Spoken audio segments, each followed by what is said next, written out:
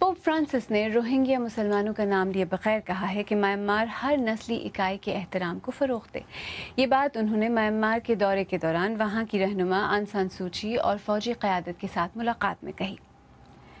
तशद्दुद की वजह से अब तक 6 लाख से ज़्यादा रोहिंग्या मुसलमान बांग्लादेश में पनाह ले चुके हैं। बेसर सामानी के इस आलम में कई ख़वातीन जिनसी इस्तेसाल का शिकार हो रही हैं। तफसील खदीजा आरिफ से।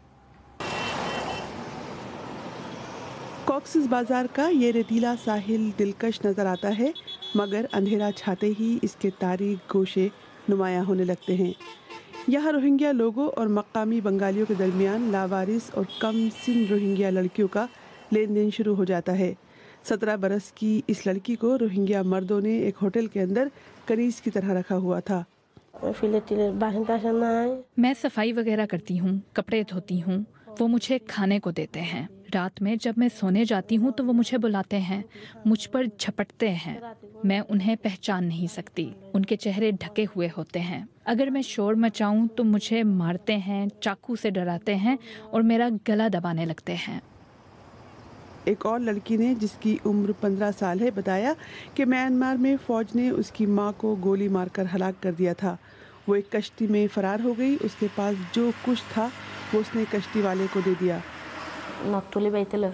उसने मेरा सोने का जेवर लेकर मुझे कश्ती में बिठाया, फिर उसने मेरे साथ जिनसी ज़्यादती की। मैं उसके सामने गिड़गिड़ाई कि ऐसा ना करे, मगर उसने एक ना सुनी।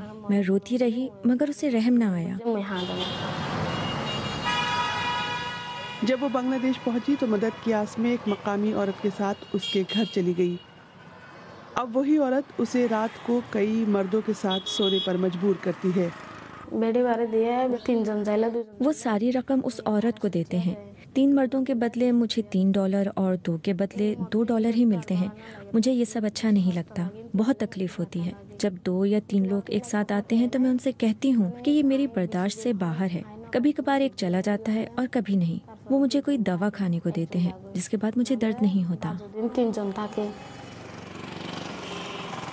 अब एक मकामी तंजीम इन दोनों लड़कियों की मदद कर रही है, मगर इस शहर में कई और लड़कियां अब भी ऐसी ही सूरत हाल से दो चार हैं।